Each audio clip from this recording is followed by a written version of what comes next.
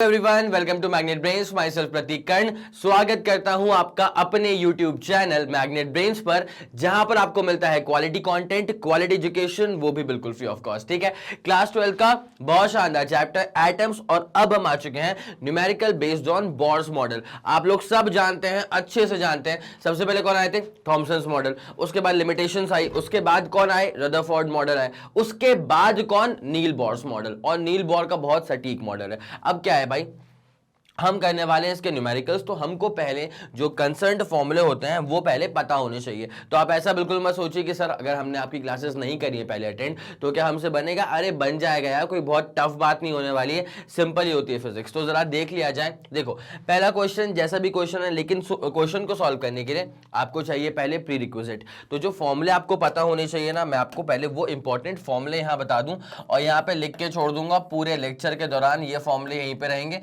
तो हम उसको कर सकते हैं। Important formula. अब जो इंपॉर्टेंट फॉर्मूले हमारे पास हैं वो सर जी क्या क्या हैं देखा जाए। इंपॉर्टेंट फॉर्मूले जो हमारे पास हैं वो कौन कौन से हैं? 3 फॉर्मूले होंगे, रेडियस का, वेलोसिटी का और फ्रीक्वेंसी का। किसका बेटा? रेडियस का, वेलोसिटी का और फ्रीक्वेंसी का।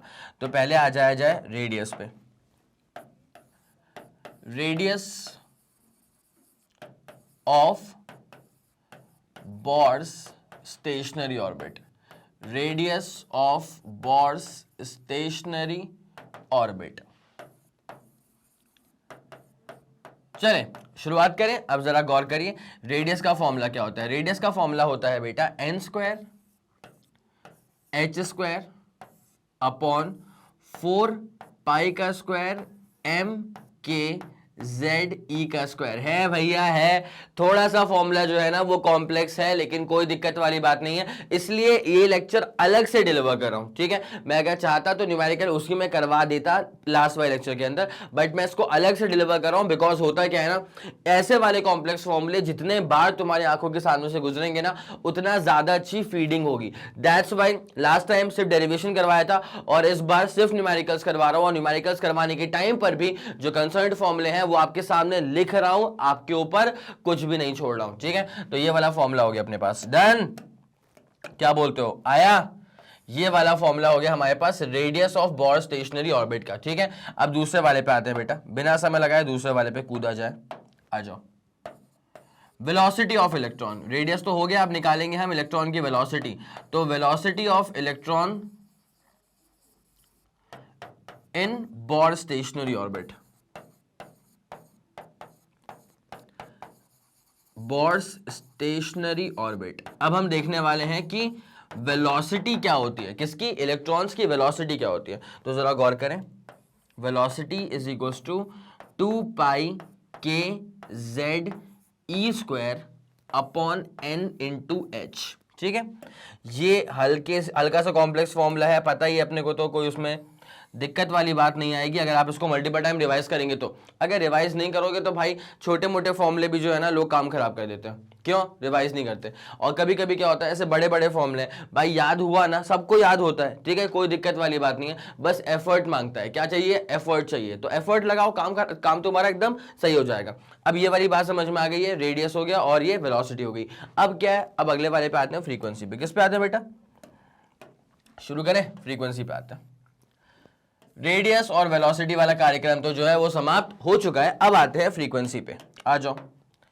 Frequency of electron in Bohr stationary orbit.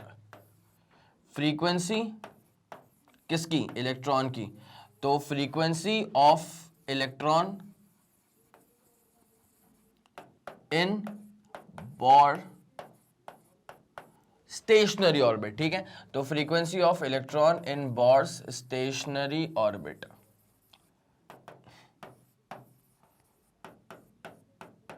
अब ये क्या हो जाएगा, तो जरा गौर करिएगा। देखिए, रेडियस हो गया है अपने पास, वेलोसिटी हो गया, अब आ गया फ्रीक्वेंसी आखिरी। ठीक है, तो फ्रीक्वेंसी जो होती है ना बेटा, वो होती है के जेड ई स्क्वायर अपॉन नहर एन एच और आर। इसमें आर क्या हो जाएगा? Radius obviously. तो ये रहा आपके पास कंप्लीट फॉर्मूला। ये रहा आपके पास कंप्लीट 3 फॉर्मूले जो कि आपको यूज करने पड़ेंगे, रेडियस का, वेलोसिटी का, और उसके बाद ये रहा आपके पास किसका, फ्रीक्वेंसी का। It's as simple as that. तो एक काम करो, जल्दी आप पहले इसका स्क्रीनशॉट ले लो, उसके बाद फिर हम जल्दी से कूद जाते हैं इसके क्वेश्चन के ऊपर। जल्दी करेगा प्लीज। चलिए ठीक है, तो ये वाले फॉर्मूले आप लोगों ने नोट कर लिए होंगे, है ना। अब बिना समय लगाए आपको लेके चलते हैं बेसिक क्वेश्चन के ऊपर, जिन क्वेश्चन को सॉल्व करने के लिए आपके सामने ये फॉर्मूले देके रखे हुए थे मैंने, ठीक है। In the original experiment Geiger and Marsden. भाई साहब ये जो नाम है ना, ये काफी लोगों ने नहीं सुना होगा, गीगर एंड मार्सडन, ठीक है। रदरफोर्ड का जो अल्फा रे स्कैटरिंग एक्सपेरिमेंट था उसमें इनका भी योगदान था। तो Geiger and Marsden calculated the distance of closest approach of the gold nucleus. पहली बात, क्लोजेस्ट अप्रोच क्या होता है, तो क्लोजेस्ट अप्रोच की थ्योरी आपको जरा समझनी पड़ेगी, उसके बाद ही आप इस क्वेश्चन को फील कर पाएंगे, अदरवाइज तो फिर हो गया, फिर तो ये हमारे पास न्यूक्लियस है, ठीक है। अब जो न्यूक्लियस है इसके पास चार्ज क्या होगा, न्यूक्लियस के पास चार्ज क्या होता है भाई, इसके पास चार्ज होगा Ze के बराबर। चार्ज क्या होगा, Ze के बराबर, वो भी पॉजिटिव का, Ze, है ना। अब उसके बाद क्या हो रहा है कि एक मान लो कि एक कोई भी अल्फा पार्टिकल है, लेट्स सपोज कोई भी अल्फा पार्टिकल है, वो आ रहा है इस तरफ, ठीक है। तो एकदम चिपक तो नहीं पाएगा, क्यों नहीं चिपक पाएगा, बिकॉज अल्फा पार्टिकल के पास चार्ज क्या होता है भाई, दुनिया जानती है, तुमको नहीं पता। अल्फा पार्टिकल के पास चार्ज क्या होता है, प्लस का 2e। ये हीलियम का न्यूक्लियस है ना, क्या ये हीलियम का न्यूक्लियस, ये 2 है, वो Z है, गलती मत करना। अब यहाँ पे क्या हुआ, जैसे अल्फा पार्टिकल यहाँ तक आएगा तो यहाँ पहुंच करके उसके बाद पलटी लगा लेगा तो पीछे भाग जाएगा, ठीक है। क्यों बेटा, बिकॉज इसके पास चार्ज पॉजिटिव, इसके पास भी चार्ज पॉजिटिव, प्लस प्लस में क्या होता है, रिपल्शन। सबसे प्यारी बात क्या है तुमको पता है, सबसे ज्यादा प्यारी बात क्या है, वो बात ये है कि P वाले पॉइंट पे होता ही है कि अल्फा पार्टिकल की जो पूरी पोटेंशियल एनर्जी होती है वो किस में कन्वर्ट हो जाती है, काइनेटिक एनर्जी में, ठीक है। तो मैं इसको लिख देता हूं, उसके बाद this numerical will make sense to you. At point P the entire kinetic energy, at point P the entire kinetic energy is converted to the potential energy, is converted to the potential energy. तो मेरे ख्याल से आपको ये वाली कहानी समझ में आ रही होगी, फील ले पा रहे हो आप इस चीज का क्या हो रहा है। अल्फा आया बगते बगते, तो उसके पास कौन सी एनर्जी थी भाई साहब, उसके पास थी काइनेटिक एनर्जी। अब जैसे वो पहुंचा किसी गोल्ड के न्यूक्लियस के पास, तो गोल्ड के न्यूक्लियस के पास चार्ज क्या था, पॉजिटिव का था। अल्फा के पास चार्ज क्या था, पॉजिटिव का था। तो प्लस प्लस में क्या होता है, रिपल्शन होता है। लेकिन अल्फा पार्टिकल में इतनी ज्यादा जान नहीं है कि वो गोल्ड के न्यूक्लियस को डिस्प्लेस कर दे। आया समझ, ये भारी है ना मेरे भाई, ठीक है। तो फिर क्या होगा, ये गोल्ड वाला जो है वो एकदम ऐसे ऐंठ के बैठा रहेगा, स्टैटिक। लेकिन आउट ऑफ रिपल्शन जो है ना, ये अल्फा पार्टिकल जो है वो दुम दबा के पीछे को भाग लेगा। आया समझ के नहीं आया, पक्का क्लियर हो गया, चलो ठीक है। तो यहां पे क्या हुआ कि पूरी काइनेटिक एनर्जी किस में कन्वर्ट हो गई, पोटेंशियल में। अब उसको अपन लिखेंगे कैसे, ताकि अपन इससे न्यूमेरिकल सॉल्व कर सकें। तो उस तरह से लिखना है, उस मैनर में लिखना है कि kinetic energy is basically converted to the potential energy between obviously electrostatic potential energy. यहाँ पे दोनों चार्जेस है ना, तो यहाँ पे काइनेटिक एनर्जी का फॉर्मूला क्या होता है बेटा, हाफ mv²। यहाँ पे क्या हर जगह होता है, हर जगह फॉर्मूला क्या होता है काइनेटिक एनर्जी का, हाफ mv²। अब बेटा potential energy, electrostatic potential energy between two charges, इसका बेसिक फॉर्मूला होता है k। उसके बाद पहले वाले का चार्ज, मतलब यहाँ पे मान ले इलेक्ट्रॉन का, मतलब अरे वो अल्फा का चार्ज 2e के बराबर, ठीक है। उसके बाद जो भी न्यूक्लियस होगा तो उसका चार्ज Ze के बराबर, अपॉन डिस्टेंस क्या होगा पता है, इस डिस्टेंस को अपन r0 कहते हैं। और ये जो r0 है ना, ये है बेटा, ये r0 जो है ना ये दूरी है, और इस r0 को कहा जाता है डिस्टेंस ऑफ क्लोजेस्ट अप्रोच। क्या बोला मैंने, ये जो r0 यहां पे लिखा हुआ है ना, इसी को कहा जाता है distance of the closest approach. It's as simple as that. तो distance of the closest approach, distance of the closest approach, it's as simple as that. वही आपको निकालना है। तो उसको निकालने के लिए आपको बेसिकली कौन सा फॉर्मूले की सहायता लेनी पड़ेगी, आपको इस वाले फॉर्मूले की सहायता लेनी पड़ेगी, ठीक है। मैं कोई भी पॉइंट मिस नहीं कर रहा हूं, कोई भी न्यूमेरिकल ऐसा आपको नहीं लगेगा कि आप बोलो कि सर ये वाला आपने ना पहले पढ़ा दिया तो आप ये सोच रहे हो कि बच्चों को आता होगा। मैं ऐसा कुछ नहीं कर रहा हूं, ठीक है।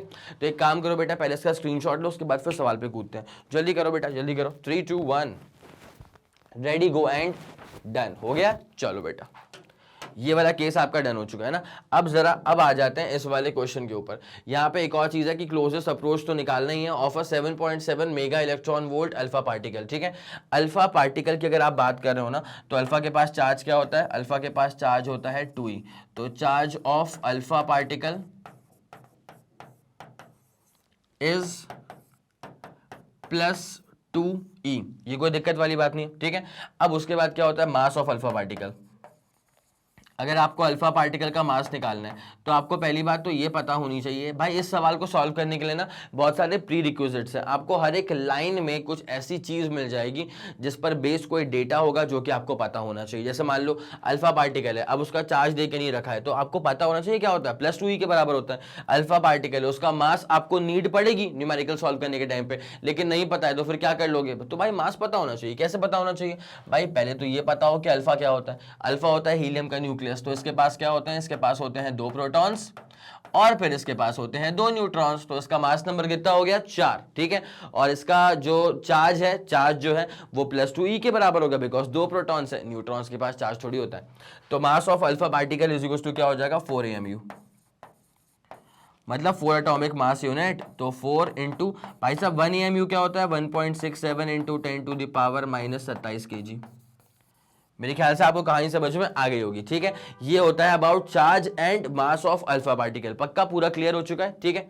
अब यहाँ पे एक टर्म यूज करा हुआ है कि जिसकी जो एनर्जी है ना अल्फा की, वो है 7.7 मेगा इलेक्ट्रॉन वोल्ट। क्या है 7.7 मेगा इलेक्ट्रॉन वोल्ट। अब काफी लोग सोचते हैं और काफी लोग कहते हैं कि सर एनर्जी जो है वो यहाँ पे देके रखी है मेगा इलेक्ट्रॉन वोल्ट में, लेकिन जो एनर्जी हमको याद है सर वो तो जूल्स में याद है। तो मैंने बोला कोई दिक्कत वाली बात नहीं है, ऑब्वियसली जब आप न्यूमेरिकल सॉल्व करेंगे तो आप आंसर कोट करेंगे जूल्स में, इसमें कोई दो राय नहीं है। बट अगर जूल से अलहदा कुछ अगर डेटा गिवन है, जैसे कि फॉर एग्जाम्पल यहाँ पे गिवन है MEV मेगा इलेक्ट्रॉन वोल्ट, तो आपको ये कन्वर्ट करना आना चाहिए कि आप कैसे कन्वर्ट कर देंगे इसको जूल्स में।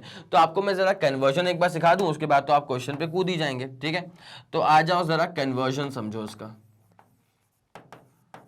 देखो बेटा, इलेक्ट्रॉन वोल्ट जो है ना वो भी एनर्जी की यूनिट है, ठीक है। अच्छा, इलेक्ट्रॉन वोल्ट को एक्सेप्ट कर कैसे लिया एनर्जी की यूनिट के तौर पे, बेटा इसको आपने करा एक्सेप्ट, नहीं करा है तो करना ही पड़ेगा। क्यों, बिकॉज वर्क का फॉर्मूला लिटरली होता है चार्ज इंटू पोटेंशियल। वर्क का फॉर्मूला क्या होता है, चार्ज इंटू पोटेंशियल, ठीक है। थोड़ा सा लाइट शेड लेते हैं यार। वर्क का फॉर्मूला क्या होता है, चार्ज इंटू पोटेंशियल, ठीक है। अगर आप जरा गौर करें इसके ऊपर, तो अगर इलेक्ट्रॉन का चार्ज होगा तो क्या लेंगे आप, E लेके चलेंगे, और वोल्ट होगा तो V लेके चलेंगे ना, इसमें कोई दो राय है क्या, पक्का। अब जरा गौर करो, सुनो अच्छे से। यहां पे अगर मैं आपसे बात करता हूं इलेक्ट्रॉन वोल्ट की, तो वो एनर्जी की यूनिट है, तो मतलब this should be equal to some much joules, ठीक है। तो 1 इलेक्ट्रॉन वोल्ट जो होता है ना बेटा, वो होता है 1.6 10⁻⁻19 जूल। आया समझ के नहीं आया, पक्का। ये कन्वर्जन फैक्टर दिमाग में ध्यान रखना अच्छे से। उसके बाद एक और चीज समझ लो, m जो है ना यहाँ पे लिखा हुआ है इस वाले केस में, m का मतलब होता है मेगा, और मेगा स्टैंड्स फॉर 10⁻6, ठीक है। -6 अगर होगा तो वो माइक्रो था, उस पर बेस तो बहुत लपक क्वेश्चंस करे हुए हैं इलेक्ट्रोस्टैटिक्स के अंदर, ठीक है। अब यहाँ पे ना जो अपने पास सवाल गिवन है, उस सवाल में 7.7 मेगा इलेक्ट्रॉन वोल्ट है, ठीक है। तो ये कन्वर्ट कैसे होगा, देखो 7.7 मेगा इलेक्ट्रॉन वोल्ट, तो 7.7 बेटा मेगा बोले तो 10⁻6, और EV का मतलब क्या होता है, इलेक्ट्रॉन वोल्ट, तो 1 EV कितना होता है, वो होता है 1.6 10⁻⁻19, और अल्टीमेटली पूरा कन्वर्जन हो चुका है तो जूल्स में आएगा। बेटा ये इसका पूरा प्री रिक्विजिट था, और अब आ जाएंगे इसके मेन क्वेश्चन के ऊपर। तो जल्दी आप इसका स्क्रीनशॉट लीजिए, 3 2 1 रेडी गो एंड डन, हो गया, ठीक है। सब बता दिया, जहां बच्चे अटकते हैं वो मैंने सारे पॉइंट क्लियर कर दिए, ठीक है। अब क्या हो रहा है, in the original experiment calculate distance of closest approach अभी कर देंगे। Given that z equal to कितना है 79 है। अब इसको लिखना शुरू करते हैं, पूरा सोल्यूशन पे आते हैं। तो एटॉमिक नंबर जो है ना वो गिवन है एज 79, कोई दिक्कत वाली बात नहीं, और काइनेटिक एनर्जी गिवन है 7.7 MeV, ठीक है। तो काइनेटिक एनर्जी गिवन है 7.7 मेगा इलेक्ट्रॉन वोल्ट, कोई दिक्कत वाली बात नहीं है। उसके बाद अल्फा पार्टिकल है, तो अल्फा पार्टिकल का चार्ज कितना होता है, ये होता है 2e के बराबर, और अल्फा का मास कितना होता है, अल्फा का मास होता है 4 AMU के बराबर। नीड पड़ेगा तो देखेंगे, अदरवाइज मुझे लगता नहीं नीड पड़ेगा। Before it comes momentary to rest and reverses its direction, मतलब वही डिस्टेंस ऑफ क्लोजेस्ट अप्रोच वाले ही पूरे लक्षण क्रम यहाँ पे हैं, ठीक है। व्हाट इज इट्स वैल्यू, मतलब आर नॉट निकालना है, तो जरा आ जाए। नाउ काइनेटिक एनर्जी पूरी किस में कन्वर्ट हो गई है, पोटेंशियल एनर्जी में, वो भी इलेक्ट्रोस्टैटिक पोटेंशियल एनर्जी, ठीक है। अब बेटा काइनेटिक एनर्जी क्या है, 7.7 MeV, 7.7 मेगा इलेक्ट्रॉन वोल्ट, और पोटेंशियल एनर्जी क्या है बेटा, के, उसके बाद गोल्ड के न्यूक्लियस का चार्ज, अरे वही ZE, ठीक है। उसके बाद अल्फा का चार्ज मतलब वही 2e अपॉन जो डिस्टेंस है ना, दिस इज R नॉट का स्क्वायर नहीं होता, क्यों, फिर वो KQ1Q2 बाय R का स्क्वायर, तो फोर्स बन जाएगा ना, यहाँ पे एनर्जी है तो KQ1Q2 बाय R नॉट होता है। R नॉट का मतलब होता है distance of closest approach, R not is the distance of closest approach, जिसका तुम्हें था इंतजार, जिसके लिए दिल था बेकरार, वो यही है डिस्टेंस ऑफ क्लोजेस्ट अप्रोच, इसी को तो निकालना है। अब बस कुछ नहीं है, सारी वैल्यूज को भर दो, हल्का सा कैलकुलेशन है बस, दैट्स इट, ठीक है। तो यहाँ पे R नॉट क्या हो जाएगा, R नॉट जैसे आप निकालोगे तो K, भाई सुनना अच्छे से, पहले मैं इसको ऐसे लिख दूं क्या, KZE, उसके बाद 2E अपॉन नीचे कितना आ जाएगा 7.7 MeV, 7.7 मेगा इलेक्ट्रॉन वोल्ट। अब सारी वैल्यूज को मैं पुट करने वाला हूं, अब आपका ध्यान बहुत अच्छे से चाहिए। के क्या होता है, इलेक्ट्रोस्टैटिक फोर्स कांस्टेंट, इसकी वैल्यू क्या होती है 9 × 10⁻⁹, कोई दिक्कत वाली बात तो नहीं है, पक्का। Z क्या होता है, एटॉमिक नंबर, किसका एटॉमिक नंबर, जो स्टैटिक न्यूक्लियस था, वो गोल्ड का न्यूक्लियस था as per the given question, तो Z की वैल्यू कितनी है 79, वो भी सवाल के अंदर गिवन थी। उसके बाद भाई 79 तो मैंने कर दिया, उसके बाद 2 लिख दूं, क्योंकि फिर मैं E का स्क्वायर कर दूंगा ना, ठीक है। E × E क्या हो जाएगा, E का स्क्वायर, तो E क्या होता है बेटा, E होता है 1.6 10⁻⁻19 -19, अब उसका स्क्वायर कर दो बस, न्यूमरेटर वाला पार्ट अपना सॉर्टेड है। अब एक काम करा जाएगा, न्यूमरेटर तो हो चुका, अब आते हैं डिनोमिनेटर पे, ठीक है। जूल्स में कन्वर्ट करना पड़ेगा ऑब्वियसली, SI यूनिट में कन्वर्जन, तो 7.7 मेगा मतलब 10⁻6 और इलेक्ट्रॉन वोल्ट तो 1.6 10⁻⁻19, ठीक है, पक्का सही जा रहा है। अब जरा गौर करना कैसे इसको सॉल्व आउट करेंगे बेटा, इत्मीनान से। इस चैप्टर के जो न्यूमेरिकल्स होते हैं ना, वो बच्चों को डराते बहुत ज्यादा हैं। भाई कुछ नहीं है, थोड़ा सा फॉर्मूला बेस्ड है, हल्का सा कैलकुलेशन है, एक बार वो 3 फॉर्मूले दिमाग में सटीक तरह से याद कर लो, उसके बाद टफ नहीं लगता कुछ, ये ना इसको काट देगा, ठीक है। तो उसके बाद जो तुम्हारे पास बचेगा R नॉट जो बचेगा वो कितना हो जाएगा 79 इंटू 9 2 कितना 18 इंटू 79 9 2 18 10⁻9, उसके बाद यहाँ पे सॉल्व करेंगे तो 1.6 10⁻⁻19 अपॉन नीचे को क्या आ रहा है, नीचे को आ रहा है 7.7 10⁻6, क्या आ रहा है 7.7 10⁻6, ठीक है। अब बेटा जब आप इसको पूरा सॉल्व आउट करेंगे ना, तो आपका जो अल्टीमेट आंसर आएगा पूरा सॉल्व आउट करने के बाद, आपका जो अप्रोक्सीमेटली आंसर आना चाहिए वो आना चाहिए 30 × 10⁻⁻15। कैलकुलेशन बेस्ड है बेटा, कुछ नहीं है, कैलकुलेशन बेस्ड है, ठीक है। 30 10⁻⁻15। अब आपको पता हो अगर, अच्छा एक और चीज सेपरेशन दे दूं मैं ये कह रहा था, अगर आपको पता हो कि 10⁻⁻15 जो है ना, ये कहते हैं फर्मी को, किसको बोलते हैं बेटा 10⁻⁻15 क्या होता है बेटा, ये होता है फर्मी। तो आप इसको लिख दीजिए सीधे, कोई दिक्कत वाली बात थोड़ी ना, इसको लिख दो कि हाँ भैया R नॉट जो आ रहा है वो आ रहा है 30 फर्मी। R नॉट कितना आ रहा है, ये आ रहा है 30 fermi, it's as simple as that. तो ऑब्वियसली अब जरा इसको अच्छे से दिल में बसा के रखना, और ये आपका आंसर जो है वो फाइनली डन हो चुका है। एक बार जरा चेक कर लिया जाए, 30 फर्मी ही आंसर है, जी हाँ 30 फर्मी ही आंसर है, कैलकुलेशन पर बेस्ड है ना। तो सवाल का स्क्रीनशॉट तो आप लोग ले ही चुके होंगे, अब आपको मौका मिल रहा है इसका पूरा डिटेल्ड सोल्यूशन का स्क्रीनशॉट लेने का। तो जल्दी आप इसका स्क्रीनशॉट लीजिए बेटा, 3 2 1 रेडी गो एंड डन हो गया। चलो बहुत जबरदस्त, अब इसको निपटाया जाए। और आपको लेके चलते हैं अब इसके अगले वाले क्वेश्चन की तरफ, ठीक है। Calculate the radius of the third Bohr orbit of hydrogen atom. Hydrogen atom का जो टर्म यहां पे यूज करके रख दिया गया है वो दरअसल आपको एक इशारा देने के लिए है कि अगर हाइड्रोजन एटम है तो इसका एटॉमिक नंबर क्या लेने का। सोचो सोचो सोचो, अगर हाइड्रोजन एटम है तो उसका एटॉमिक नंबर क्या होगा बेटा, 1 लेने का, ठीक है। बाकी ये वाला सवाल बहुत सिंपल सवाल है, तो एक बार मैं उम्मीद करूंगा एक बार आप सेल्फ ट्राई करेंगे, बन गया तो बहुत शानदार, अगर नहीं बनता है किसी भी कारणवश तो फिर इसको मैं सॉल्व करवाता हूं। सेल्फ ट्राई तो बनता है यार, जल्दी करना प्लीज। चलिए ठीक है, फिर ये सवाल आप लोगों ने देख लिया होगा, बेसिक बेहद सिंपल क्वेश्चन है, बेसिक फॉर्मूला बेस्ड क्वेश्चन है। अब सर जी कैसे इसको सॉल्व करेंगे, तो सर ऐसे सॉल्व करेंगे, आ जाओ आ जाओ आ जाओ, कलर लेंगे अच्छा वाला यार, ठीक है। देखो भाई साहब यहाँ पे ना अगर अकॉर्डिंग टू गिवन क्वेश्चन चले तो जो गिवन चीजें हैं वो पहले लिख तो लिया जाए। तो यहाँ पे लिखा है calculate radius of the third Bohr orbit, ठीक है, मतलब रेडियस निकालना है, पहली बात तो ये है, लिख लो भैया, आर नहीं पता। और कौन सा है, थर्ड बोर ऑर्बिट है, मतलब नंबर ऑफ ऑर्बिट कितना है, वो है अपने पास 3 के बराबर। और क्या है, हाइड्रोजन एटम है। तो भैया ये जो टर्म देके रखा है ना हाइड्रोजन एटम, मैंने आपको बता के रखा था कि हाइड्रोजन एटम इसलिए बता दिया है ताकि आप ये फिगर आउट कर पाओ कि एटॉमिक नंबर क्या होगा, ठीक है। अगर एटम का नाम सुनने के बाद भी अगर आप एटॉमिक नंबर फिगर आउट नहीं कर पा रहे तो कहीं ना कहीं केमिस्ट्री में लैग आउट कर रहे होगे, प्लीज चेक कर लेना, ठीक है। तो Z इक्वल टू कितना होगा, 1 होगा। अब जरा गौर करो भाई, according to the basic formula, now according to the formula, फॉर्मूले के हिसाब से, now according to the formula we have, now according to the formula we have,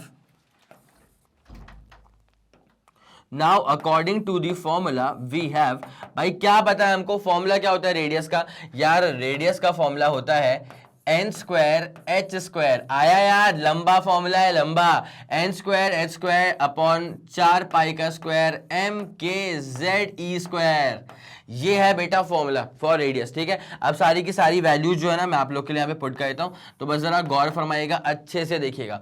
N का मतलब क्या होता है, नंबर ऑफ ऑर्बिट, कितने हैं यहाँ पे, तीसरा, तो 3 का स्क्वायर।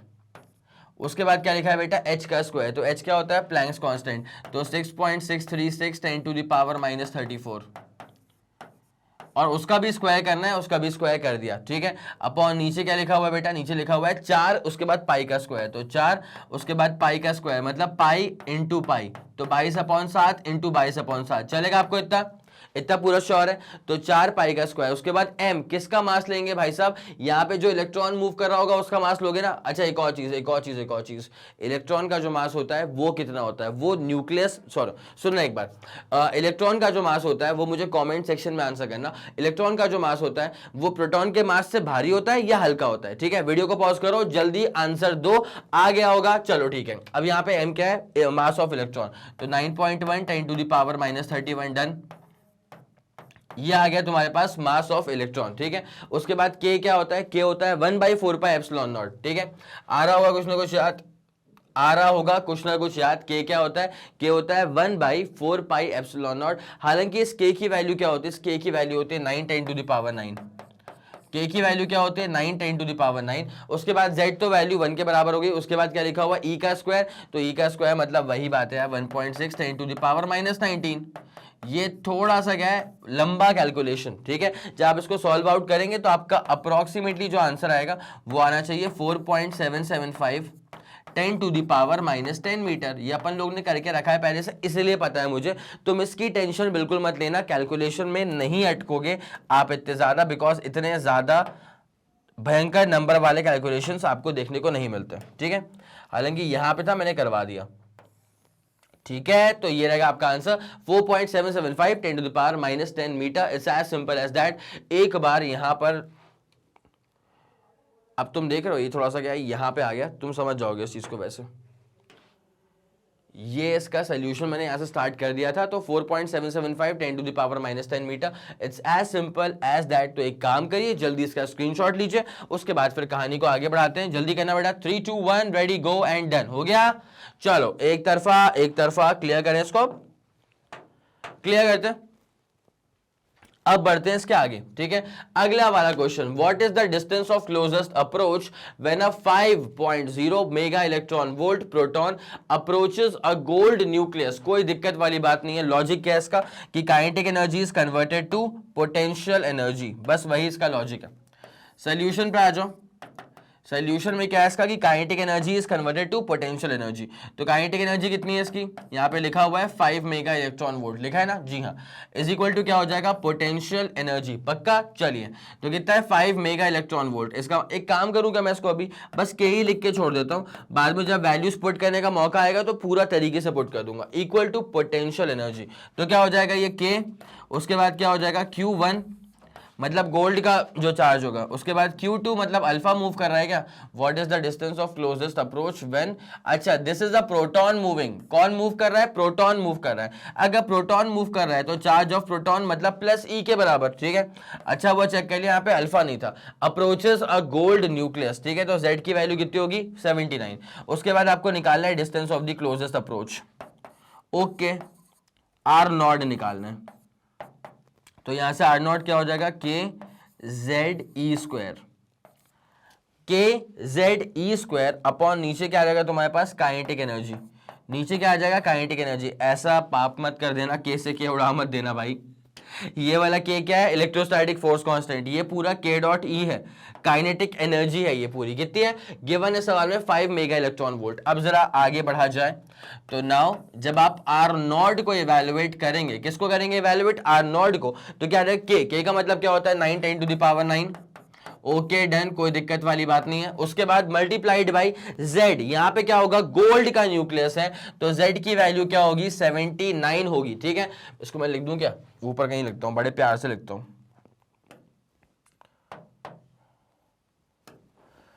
फॉर गोल्ड न्यूक्लियस, किसकी बात चल रही है बेटा, न्यूक्लियस है पर गोल्ड का है। For gold nucleus atomic number is 79, it's as simple as that, ठीक है। अब जरा गौर फरमाया जाए यहाँ पे कैसे ये कैरी आउट होगा। देखो यहाँ पे क्या होगा, के लिख दिया, जेड लिख दिया, अब ई का स्क्वायर करना है, मतलब क्या हो जाएगा 1.6 10 टू द पावर -19 का स्क्वायर, 1.6 10 टू द पावर -19 का स्क्वायर हो जाएगा, अपॉन नीचे क्या हो जाएगा काइनेटिक एनर्जी, नीचे क्या हो जाएगा काइनेटिक एनर्जी। अब काइनेटिक एनर्जी कितनी है इसकी 5 मेगा इलेक्ट्रॉन वोल्ट, तो कन्वर्ट कर दो उसको 5 इंटू मेगा मतलब 10 टू द पावर 6, ईवी का मतलब होता है 1.6 10 टू द पावर -19 जूल्स, ठीक है। अब भाई साहब थोड़ा सा कैलकुलेशन यहाँ पे इन्वॉल्व होगा, उसमें से भी एक चीज मुझे जाते हुए अभी नजर आ गई हाल फिलहाल। अब ये वाला जो पूरा फैक्टर है वो निपटेगा, तो यहाँ बस ऊपर एक ही चीज बचने वाली है 1.6 10 टू द पावर -19, ठीक है। तो आप लोग को जो सॉल्व करना है ना, आपको अभी ये सॉल्व करना है, सुनना अच्छे से, 9 into 79 into 979 into 1.6, 10 to the power कितना है -19 प्लस 9 करूंगा तो इट विल बी -10, तो 10 टू द पावर -10 अपॉन नीचे कितना बचेगा बेटा, नीचे बचेगा 5 इंटू 10 टू द पावर 6, ठीक है। अब एक काम करो, जल्दी इसको सॉल्व आउट करो, जो भी तुम्हारा आंसर है जल्दी मुझे बताओ, फिर अपन आंसर को यहाँ पे चेक भी कर लेते हैं। हल्का सा कैलकुलेशन बस इन्वॉल्व है, एक बार firstly go through the entire process, ठीक है, उसके बाद फिर यहाँ पहुंच के सॉल्व करो और बताओ मुझे क्या आंसर आता है, जल्दी करना प्लीज। चलिए ठीक है, बहुत शानदार। फिर इसको आप लोगों ने देख लिया होगा, सॉल्व कर लिया होगा, सॉल्व करके अप्रोक्सीमेटली आपका जो भी आंसर आया होगा वो अराउंड दिस मच 2.27 आ रहा है क्या, नंबर चेक करो एक बार, आया कैसा नंबर 2.27। उसके बाद जरा पावर चेक करना है, 10 to the power -14 is what I am getting, ठीक है। 2.27 10 टू द पावर -14 के अबाउट का आपका आंसर आएगा, लेट्स चेक इट यार। तो आंसर कितना आ रहा है 2.27 10 टू द पावर -14 के अबाउट का आंसर आ रहा है। तो हाँ थोड़ा सा कैलकुलेशन यहाँ पे इन्वॉल्व है, उससे मैं मना नहीं करूंगा, लेकिन हाँ but the thing is this, अगर आपको फॉर्मूला याद है ना, अगर आपको बेसिक फंडे याद है तो आपको यहाँ पे ज्यादा दुख दर्द परेशानियां नहीं होने वाली हैं, ठीक है। तो जरा इसको अच्छे से नोट कर लेना, this is your final answer, ठीक है, पक्का डन। ऑब्वियसली रेडियस है, मतलब रेडियस नहीं मतलब डिस्टेंस है तो मीटर्स में ही होगा, है ना। इसका आप लोगों ने स्क्रीनशॉट भी ले लिया होगा, बस आंसर भर लिखना होगा तो लिख लेना, ठीक है। चले बिना समय लगाए अब आपको लेके चलते हैं इसके अगले वाले सवाल के ऊपर। ऑब्वियसली अगर आप चाहें सवाल का एक बार स्क्रीनशॉट ले सकते हैं और खुद से ट्राई कर लो, उसके बाद फिर इसको मैं करवाता हूं, जल्दी करना प्लीज। 3 2 1 रेडी गो, डन हो गया। चलो इन अ गीगर मास डन एक्सपेरिमेंट, बता चुका था कौन थे ये रिस्पेक्टेड लोग। Calculate the distance of closest approach to the nucleus of Z equal to 80 when an alpha particle of 8 mega electron volt energy impinges on it before it comes momentarily to rest। मतलब वही वाली बात है, distance of closest approach and reverses its direction। Okay ठीक है, normal सा फंडा है, ठीक है। अब सॉल्व कैसे करेंगे इसको, आ जाओ आ जाओ आ जाओ आ जाओ आ जाओ, वही अप्रोच लगानी है, कोई दिक्कत वाली बात नहीं है, वही अप्रोच लगाओ, कोई दिक्कत वाली बात नहीं है। सब जानते हैं कि होना क्या है, सब जानते हैं कि डिस्टेंस ऑफ क्लोजेस्ट अप्रोच निकालने के लिए आपको पहले ये पता होना चाहिए कि kinetic energy is being converted to potential energy, ठीक है। अब यहाँ पे गिवन के अकॉर्डिंग अगर चला जाएगा ना, तो यहाँ पे कुछ चीज़ें थोड़ी सी अलहदा हैं। कैसे, डिस्टेंस ऑफ अप्रोच तो निकालना है, न्यूक्लियस का एटॉमिक नंबर इस बार 80 है, मतलब गोल्ड की बात नहीं चल रही है, ठीक है। अल्फा पार्टिकल ही है, ठीक है, तो अल्फा पार्टिकल यूज करा है, ये अच्छा कर लिया यार, अल्फा पार्टिकल यूज करा है ना, तो उससे अपने को उसका चार्ज वगैरह पता रहता है, ठीक है। और उसके बाद क्या है, एनर्जी गिवन है यहाँ पे 8 मेगा इलेक्ट्रॉन वोल्ट, कितनी गिवन है, 8 मेगा इलेक्ट्रॉन वोल्ट, तो के ई ही लिखूंगा मैं इसको अभी। उसके बाद ये कितना हो जाएगा, के जेड ई, उसके बाद अल्फा है, ये अच्छा हुआ, तो उसका चार्ज कितना हो जाएगा, 2e के बराबर, अपॉन डिस्टेंस क्या हो जाएगा, distance of the closest approach, ठीक है। नाउ जैसे मैं आर नॉट निकालूंगा, क्या निकालूंगा, जैसे मैं आर नॉट निकालूंगा तो क्या हो जाएगा, 2k Z e square, 2k Z e square क्या हो जाएगा बेटा, ये 2k Z e square upon नीचे क्या आ जाएगा, काइनेटिक एनर्जी, नीचे क्या आ जाएगा, काइनेटिक एनर्जी। सही जा रहे हैं, सटीक जा रहे हैं, ठीक है। अब जरा गौर करना, 2, उसके बाद k क्या है भाई साहब, सिर्फ वैल्यूज पुट करनी है, टेंशन लेने वाली कोई बात नहीं है। तो k क्या है तो हमारे पास, k है 9 इंटू 10 टू द पावर 9।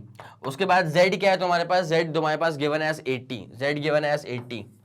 उसके बाद क्या है बेटा, उसके बाद है e का स्क्वायर, ऑब्वियसली आप जानते हैं क्या करना पड़ेगा, 1.6 10 टू द पावर -19 का स्क्वायर, ठीक है, 1.6 था ना, ये हो गया पूरा, ठीक है। अपॉन नीचे क्या है, काइनेटिक एनर्जी, जो गिवन कितनी है हमको एज 8 मेगा इलेक्ट्रॉन वोल्ट, तो कन्वर्ट कर दो, 8 मेगा मतलब 10 टू द पावर 6, ईवी का मतलब 1.6 10 टू द पावर -19, ठीक है। कैलकुलेशन है, जरा सा टाइम लग सकता है, तो टेक योर टाइम, और जब आप इसको पूरा सॉल्व आउट करेंगे तो आपका आंसर आ जाएगा 2.82 10 टू द पावर -14, ठीक है। This should be your complete answer, this should be in metres, तो ये रहेगा आपका आंसर। मेरे ख्याल से अप्रोच बस समझो यार, अप्रोच क्लियर है ना, तो उसके बाद कैलकुलेशन में आप नहीं अटकोगे। मेक श्योर कर लो कि आपकी अप्रोच एकदम एकदम सटीक हो, ठीक है। ये आपकी अप्रोच है, मल्टीपल टाइम्स में सॉल्व भी करवा चुका हूं। तो लॉजिक क्या होता है, इसके पीछे का फंडा क्या होता है कि डिस्टेंस ऑफ क्लोजेस्ट अप्रोच वो पॉइंट है जहां पर जो पार्टिकल मूव करते हुए आ रहा है ना, उसकी पूरी काइनेटिक एनर्जी किसमें कन्वर्ट हो जाती है, इलेक्ट्रोस्टैटिक पोटेंशियल एनर्जी के अंदर, ठीक है। It's as simple as that. तो आप चाहें जल्दी आप इसका स्क्रीनशॉट लीजिए, उसके बाद कहानी को आगे बढ़ाते हैं। 3 2 1 रेडी गो एंड डन, हो गया, चलो बहुत शानदार, निपटाया जाए इसको। और अब आपको लेके चलते हैं इसके, हाँ आंसर क्या है, 2.82 10 टू द पावर -14। और ये रहा आपका अगला वाला सवाल, जरा देखो इसको, क्या तुम्हें समझ में आ रहा है। अगर क्लियर हो गया तो बहुत शानदार, आंसर आपका आ जाएगा, अदरवाइज फिर इसको मैं सॉल्व करवाता हूं। जल्दी करना प्लीज। चलिए ठीक है, सवाल देख लिया होगा आप लोगों ने, उम्मीद करता हूं सॉल्व भी कर लिया होगा। जो भी आंसर आएगा ना भाई साहब, कमेंट सेक्शन में प्लीज डाल दीजिएगा। चलें आगे बढ़ते हैं, कोई दिक्कत नहीं है, अगर सॉल्व नहीं भी हुआ होगा तो कोई दिक्कत नहीं है। जो भी आपका आंसर आया होगा या जहां पे आप अटक गए, वो जहां पे आप अटके वो वाला पॉइंट भी बता दिया करो कि सर पूरा तो हम सॉल्व करे थे बट यहाँ पे अटक गए, तो आई विल सी दैट ना। चले आगे बढ़े। तो यहाँ पे क्या हो रहा है, पहली बात तो समझो, गीगर मासन एक्सपेरिमेंट है, कैलकुलेट करना है एनर्जी ऑफ अल्फा पार्टिकल, मतलब सोल्यूशन पे आते हैं इसके प्रॉपर। आपको यहाँ पे निकालना है energy of the alpha particle, kinetic energy में भी है ना। और अगर अल्फा पार्टिकल है तो ऑब्वियसली इसका चार्ज कितना हो जाएगा, अल्फा का चार्ज कितना होता है, अल्फा का चार्ज होता है +2e के बराबर, किसके बराबर, +2e के बराबर, ठीक है।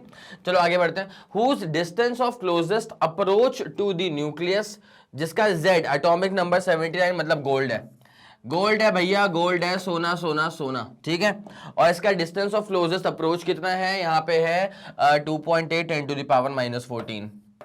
तो आर नॉट की वैल्यू है 2.8 10 to the power -14 metre, this is R naught. अब आपको निकालना क्या है, आपको निकालना है काइनेटिक एनर्जी, ठीक है। आपको बस ये पता होना चाहिए कि डिस्टेंस ऑफ क्लोजेस्ट अप्रोच पे होता क्या है, at point of distance of closest approach इस चीज को तो लिखना ही पड़ेगा ना अपने आंसर को सपोर्ट करने के लिए।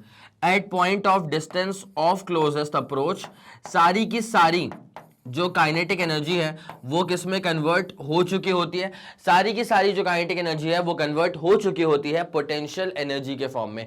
तो यहां पे आपको बस ये लिखना है कि kinetic energy is nothing but just the potential energy. ठीक है, अब पोटेंशियल एनर्जी का फॉर्मूला क्या होता है, इसका फॉर्मूला होता है K Q one Q two by R. ठीक है, आर नॉट बेसिकली, तो के, उसके बाद जेड ई, न्यूक्लियस के पास चार्ज कितना होगा, उसके बाद अप्रोच कौन कर रहा है, अल्फा पार्टिकल, तो 2e कहां तक अप्रोच कर पाएगा, क्लोजेस्ट डिस्टेंस ऑफ अप्रोच। ठीक है, तो यहाँ पे या डिस्टेंस ऑफ क्लोजेस्ट अप्रोच मतलब आर नॉट तक ही अप्रोच कर पाएगा ना।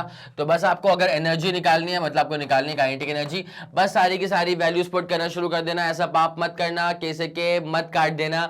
ये है टोटल काइनेटिक एनर्जी और ये है इलेक्ट्रोस्टैटिक फोर्स कांस्टेंट। चले, अब इसके की वैल्यू क्या होती है, 9 10 टू द पावर 9, कोई दिक्कत नहीं। उसके बाद जेड कितना है एटॉमिक नंबर गोल्ड के लिए गिवन है इस बार 79। उसके बाद 2, उसके बाद लिखा हुआ है ई का स्क्वायर, क्या लिखा हुआ है, ई इंटू ई क्या हो जाएगा, ई का स्क्वायर। तो भाई साहब कुछ नहीं बचा यहाँ पे, 1.6 10 टू द पावर कितना, माइनस का 19 और उसका स्क्वायर कर देना। इतनी बात समझ में आ गई। अपॉन नीचे क्या आ रहा है, नीचे आ रहा है आर नॉट, नीचे क्या आ रहा है बेटा, नीचे आ रहा है आर नॉट, उसकी वैल्यू गिवन है क्या, जी हाँ 2.8 10 टू द पावर -14, वही था ना 2.8 10 टू द पावर -14, सटीक वैल्यू है भाई साहब 2.8 10 टू द पावर -14।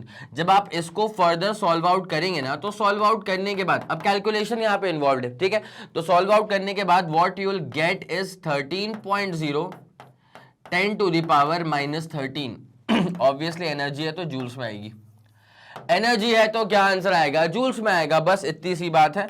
तो ये रहा आपका बेटा फाइनल आंसर, ये रहा आपका फाइनल आंसर, इसको दिल में बसा के रखना।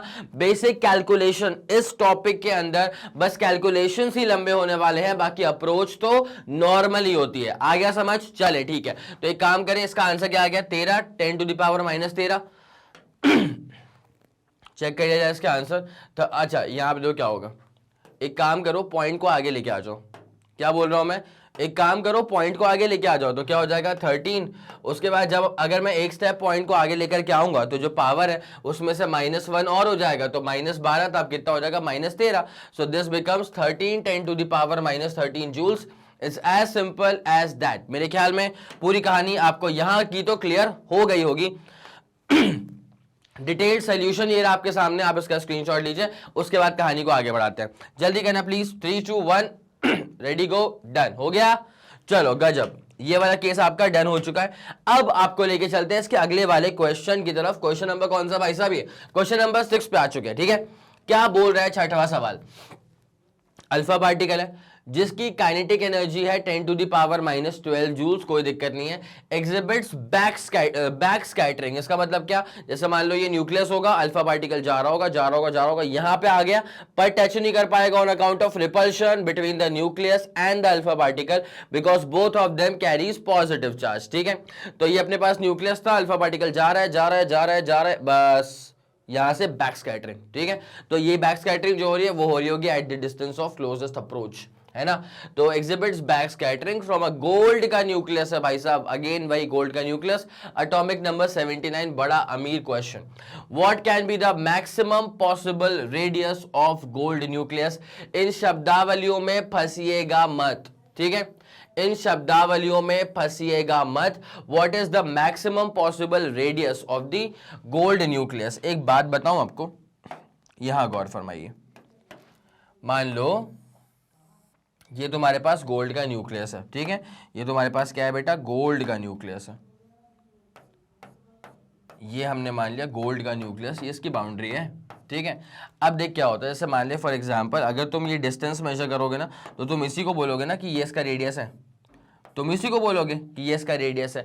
अब क्या हो रहा है, कोई अल्फा पार्टिकल आ रहा है भगते भगते, ठीक है, अब वो मान ले कहां तक आ सकता है, मान लिया कि वो यहां तक आ गया, ठीक है, तो अब क्या है, ये दूरियां ना कोई बहुत ज्यादा नहीं होंगी, तो आप इसको क्या बोल सकते हो कि यही दूरी ले लो, अप्रोक्सीमेटली यही रेडियस के बराबर हो जाएगा, लेकिन इसको स्पेशली हमने क्या बोल के रखा है, distance of closest approach. Obviously वो भी कहां से मेजर करते हैं, from the centre of the nucleus. Radius भी कहां से मेजर करेंगे, from the centre of the nucleus. ठीक है, तो इन शब्दावलियों में फंसिएगा मत। अगर आपसे ये पूछा हुआ है कि find the maximum possible radius of the gold nucleus, इसका मतलब सवाल के पैटर्न के अकॉर्डिंग वो आपसे डिस्टेंस ऑफ क्लोजेस्ट अप्रोच ही पूछना चाह रहे हैं। आया आपको समझ, पक्का श्योर है आप? चलो ठीक है, अब जरा गौर करा जाए क्या होगा इसके साथ। फिर कौन से पेन से करें, ग्रीन पेन से कर दें कि ऐसे कर देते हैं? ठीक है, चलो भैया, तो यहाँ पे क्या हो रहा है, अल्फा पार्टिकल है। अल्फा का मतलब समझ गए ना तुम, उसका चार्ज कितना होगा, +2e। हालांकि चार्ज का फिलहाल अभी देखते हैं, शायद यूज पड़ भी जाए, कुछ कह नहीं सकते। तो काइनेटिक एनर्जी कितनी है यहाँ पे, काइनेटिक एनर्जी है यहाँ पे 10⁻⁻12, लिख देते हैं 10⁻⁻12 जूल की। एग्जिबिट्स बैक स्कैटरिंग, वो हम समझ चुके थे, फ्रॉम अ गोल्ड न्यूक्लियस जिसका एटॉमिक नंबर है 79। Done. What can be the maximum possible radius of the gold nucleus. अब आपको ये चीज पता है कि डिस्टेंस ऑफ क्लोजेस्ट अप्रोच पे क्या होता है कि entire kinetic energy is converted to potential energy. अब kinetic energy equal to potential energy का फॉर्मूला क्या होता है कि Q1 मतलब गोल्ड के न्यूक्लियस का चार्ज, Q2 मतलब अल्फा है ना, अल्फा है ना, तो चार्ज कितना हो जाएगा 2e अपॉन नीचे क्या हो जाएगा दूरियां, और वो दूरियां क्या हो जाएंगी, वो हो जाएंगी distance of the closest approach. It's as simple as that. ठीक है, अब जरा गौर फरमाया जाए, देखिएगा अच्छे से, इत्मीनान से ध्यान दीजिएगा। आर नॉट तो निकालना ही है, ठीक है, तो जब आपको आर नॉट निकालना ही है तो बेसिक फॉर्मूला क्या हो जाएगा, 2kZe²। क्या हो गया यहां से, 2kZe²। लिख दे इसको अपन 2kZe² upon kinetic energy, upon नीचे क्या आ जाएगा, काइनेटिक एनर्जी नीचे आ जाएगी। ठीक है, तो आर नॉट इक्वल टू 2, उसके बाद के क्या होता है 9 10⁻⁹, कोई दिक्कत वाली बात नहीं है। उसके बाद जेड क्या होता है, एटॉमिक नंबर फॉर गोल्ड। ठीक है, गोल्ड का एटॉमिक नंबर कितना है 79। डन केस है। उसके बाद फिर करना पड़ेगा आपको ई का स्क्वायर। ई का मतलब क्या है, चार्ज ऑफ इलेक्ट्रॉन, कुछ नहीं है 1.6 10⁻⁻19 का स्क्वायर कर देने का, अपॉन नीचे क्या आ जाएगा भाई साहब, नीचे आ जाएगा फिर काइनेटिक एनर्जी। ठीक है, अब क्या गिवन थी आपको काइनेटिक एनर्जी, तो हाँ जी गिवन तो थी, कितनी थी 10⁻⁻12 यूनिट। ठीक है, कितनी है 10⁻⁻12 जूल्स है। ठीक है, ओके, तो काइनेटिक एनर्जी कितनी आ गई 10⁻⁻12 जूल। अब भाई इतनी सी बात है, अब ये हल्का सा कैलकुलेशन है, तो एक काम करो, जरा कैलकुलेशन परफॉर्म करो, जो तुम्हारा आंसर आ जाए। कैलकुलेशन में गलती अगर नहीं होगी तो answer will be the exactly correct answer. तो जल्दी एक बार ट्राई करो, फिर कहानी को आगे बढ़ाते हैं। चलिए फिर, बहुत शानदार, इसको नोट कर लिया होगा आप लोगों ने, इसको सॉल्व भी कर लिया होगा। अब इसको पूरा सॉल्व करने के बाद अप्रोक्सीमेटली जो आंसर आपका आना चाहिए ना, approximately that is based on calculation, time जाएगा उसी के ऊपर ही बस। तो 3.64 अप्रोक्स 10⁻⁻14, और डिस्टेंस ही है तो मीटर्स में आएगा आंसर। ठीक है, तो ये रहेगा आपके पास फाइनल आंसर। मेरे ख्याल से समझ में आ गया होगा आप लोग को। कैलकुलेशन है यार, कैलकुलेशन है, उसका लोड नहीं लेने का। ठीक है, तो 3.64 10⁻⁻14 approx is your answer. Check कर ले एक बार, 3.64 10⁻⁻14 kilometre metre approx is your answer. तो आपने इसका स्क्रीनशॉट तो ले ही लिया था, बिना समय लगाए जल्दी आपको लेके चलते हैं इसके अगले वाले क्वेश्चन की तरफ। ये रहा अगला वाला क्वेश्चन। सवाल क्या बोलना चाह रहा है, a beam of alpha particles of velocity given है पहले से, okay, is scattered by a gold foil, find the distance of closest approach. भाई ये बात पहले ही डन कर लो कि निकालना क्या है, यहां निकालना है distance of closest approach. Solution में निकालना क्या है, डिस्टेंस ऑफ क्लोजेस्ट अप्रोच क्या होगा ये नहीं पता, of alpha of particle to the gold nucleus. For alpha particle है, फॉर अल्फा पार्टिकल 2e/m का रेशियो गिवन है। ठीक है, कहीं सॉल्व करने के दौरान कहीं अगर आपको 2e/m दिख गया तो वहां पे आपको हेल्प मिल जाएगी। तो लिख लें इसको, गिवन डेटा में आ जाएगा ना, गिवन डेटा में आ जाएगा। ठीक है, तो 2e/m कितना है 4.8 10⁻7, 4.8 10⁻7। ठीक है, सही जा रहा हूं, कूलम पर kg. Okay, obviously because charge पर यूनिट मास आ रहा है ना। अब उसके बाद और कुछ चीजें गिवन है क्या यहाँ पे, अल्फा पार्टिकल्स की वेलोसिटी कितनी है, ये है 2.1 10⁻7। तो वेलोसिटी लिख लें इसको 2.1 10⁻7 मीटर पर सेकेंड। ओके डन, कोई दिक्कत वाली बात नहीं। उसके बाद चार्ज भी गिवन है, चार्ज कितना होगा, अल्फा है ना यार, तो प्लस 2e का चार्ज होगा, कोई दिक्कत वाली बात नहीं है। उसके बाद गोल्ड के न्यूक्लियस के पास जा रहा है, z equal to obviously 79। Gold के न्यूक्लियस के पास जा रहा है, एटॉमिक नंबर इक्वल टू कितना हो जाएगा, 79। अब क्या पूछा हुआ है, डिस्टेंस ऑफ क्लोजेस्ट अप्रोच पूछा हुआ है। अल्फा का मास यहां काम आएगा, बिकॉज एनर्जी जैसी कुछ चीज यहाँ पे गिवन है क्या, कुछ भी गिवन नहीं है, तो अल्फा का मास अब यहां पे काम आएगा। मास कितना होता है अल्फा का भाई, काइनेटिक एनर्जी अगर अल्फा की है, बिकॉज दौड़ कौन लगा रहा है, अल्फा पार्टिकल, तो मास किसका लोगे, अल्फा पार्टिकल का, वेलोसिटी किसकी दे के रखी हुई है, अल्फा पार्टिकल की। It's as simple as that, ठीक है। अब ये काम कैसे आएगा, एक बात तुम समझ जाओ, यहां पर भी अप्रोच तो वही वाली है, अप्रोच भी वही वाली है, टॉपिक भी वही वाला है, डिस्टेंस ऑफ क्लोजेस्ट अप्रोच, ठीक है। तो at point of distance of closest approach, इस सवाल में लिख कर क्या आना, at point of distance of closest approach क्या होता है, होता यह है कि पूरी काइनेटिक एनर्जी किस में कन्वर्ट हो जा रही है, पोटेंशियल एनर्जी में। किस में कन्वर्ट हो जा रही है, पोटेंशियल एनर्जी में। तो kinetic energy equal to potential energy, कोई दिक्कत वाली बात तो नहीं है। चलो बेटा, अब काइनेटिक एनर्जी मेरे को पता है हाफ mv² होता है, लेकिन लिखूंगा कुछ देर के बाद। तो काइनेटिक एनर्जी, ये पोटेंशियल का फॉर्मूला क्या होता है, के न्यूक्लियस का चार्ज, अल्फा का चार्ज अपॉन नीचे क्या आएगा, डिस्टेंस ऑफ क्लोजेस्ट अप्रोच। एक बार जो चीज निकालना है ना, उसको एक तरफ अलग कर लो, बाकी फिर खेलते रहना। तो डिस्टेंस ऑफ क्लोजेस्ट अप्रोच मतलब r0 निकालना, उसको अलग कर लो, 2kz²। अब खुल रहा है ऊपर समान, 2kz² अपॉन नीचे क्या आ जाएगा, नीचे आ जाएगा बेटा काइनेटिक एनर्जी, ठीक है। अब काइनेटिक एनर्जी क्या होता है, half into mass into velocity का स्क्वायर। काइनेटिक एनर्जी कितना होता है, half into mass into velocity का square, half into mass into velocity का स्क्वायर, ठीक है। मुझे याद है कुछ 2e/m जो था ना वो गिवन था, 2e/m जो था वो गिवन था। तो यहां से मैं इसको हल्का सा अलग कर सकता हूं, बहुत सारा कार्यक्रम तो यहीं पे सॉर्टेड हो जाएगा। कैसे बेटा, एक काम करो, इस 2 को फेंको ऊपर की तरफ, ठीक है। ऑब्वियसली ये जो 2 है ऊपर की तरफ चले आएगा, तो यहाँ पे ये हो जाएगा 2kz अपॉन, यहाँ पे आना चाहिए अपने को 2e/m, ठीक है। तो 2kz², उसके बाद नीचे आ जाएगा mv², और बगल में एक और 2 आ जाएगा। यहां तक कोई दिक्कत, कोई तकलीफ तो नहीं आप लोग को, ठीक है। अब क्या है ना, गिवन डेटा को सेट करने के लिए मैं चल रहा हूं, यहाँ पे मुझे 2e/m को मैं अगर अलग अलग निकाल लूं तो मेरा काम कुछ आसान हो जाएगा। तो 2e को इस तरफ ले लो, ठीक है। तो 2e और नीचे एक m को ले लो, तो 2e/m एक तो इस तरफ आई है, 2e/m को मैंने इस तरफ खींच लिया है। तो यहाँ पे क्या बचेगा, फिर बचेगा 2kze अपॉन m, तो नीचे आ चुका है, तो बचेगा नीचे v²। सही जा रहे हैं अपन, सही जा रहे हैं। तो यहाँ पे 2 को मैंने अलग रखा, e को अलग रखा, तो 2kze अलग बचेगा, नीचे m को मैंने खींच लिया, तो बचेगा v² अलग से, ठीक है। 2e/m की वैल्यू क्या होती है, गिवन है 4.8 10⁻⁷। तो r0 कितना हो जाएगा, अब सारी वैल्यूज को पुट करो, आगे बढ़ो, सारी वैल्यूज को पुट करो, आगे बढ़ो। तो 2e/m की वैल्यू क्या होगी, 4.8 10⁻⁷, 4.8 10⁻⁷, ये वैल्यू आ गई 2e/m की। उसके बाद बगल में क्या आ गया है, 2। उसके बाद k की वैल्यू क्या होती है, 9 10⁹, k की वैल्यू क्या होती है, 9 10⁹। उसके बाद z क्या होगा, गोल्ड का है, ठीक है, तो 79 होता है, क्या होता है 79। उसके बाद e की वैल्यू क्या होती है, e की वैल्यू आप जानते हैं यार, e की वैल्यू क्या होती है 1.6 10⁻⁻19। लंबे लंबे कैलकुलेशन है यार, अप्रोच सीख जाओ, बाकी तो फिर खेल उतना कुछ नहीं है इसके अंदर। अपॉन नीचे क्या आ जाएगा, v का स्क्वायर, v कितना आ रहा है, v कितना आ रहा है 2.1 10⁻⁷, ठीक है। तो 2.1 का स्क्वायर और 10⁻⁷ का स्क्वायर करूंगा 10⁻14, ठीक है। जब इसको पूरा सॉल्व आउट किया जाएगा ना, तो उसके बाद जो आपका आंसर आएगा, पहले सेपरेशन लगा दो, उसके बाद फिर आंसर लिख देता हूं। इस पूरे को सॉल्व करने के बाद, इस पूरे को सॉल्व करने के बाद जो आपका आंसर आएगा वो लिख देता हूं, कोई दिक्कत नहीं है। थोड़ी सी मेहनत आप लोग कर ही चुके हैं, थोड़ा सा फिर उसके बाद मैं कर देता हूं। चले, हो गया, चलो ओके। अब जरा गौर करते हुए चलना बेटा, क्या करना है यहाँ पे, खेल समझो, इसका पूरा खेल समझो।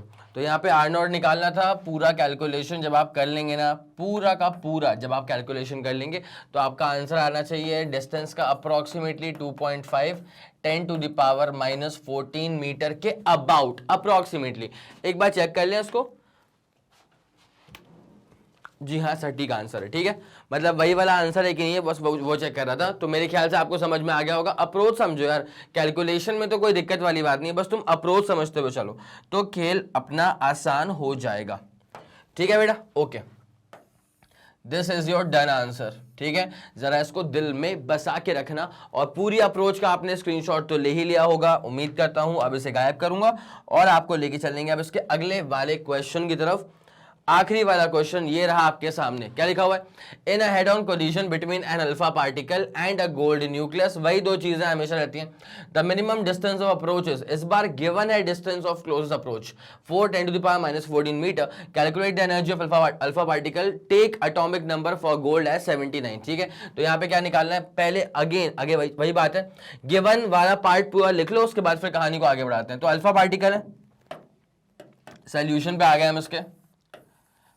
अल्फा पार्टिकल है, अल्फा पार्टिकल, इसका मतलब अल्फा पार्टिकल के पास चार्ज क्या होता है? अल्फा का चार्ज होता है +2e के बराबर, और इसका मास होता है 4 AMU के बराबर।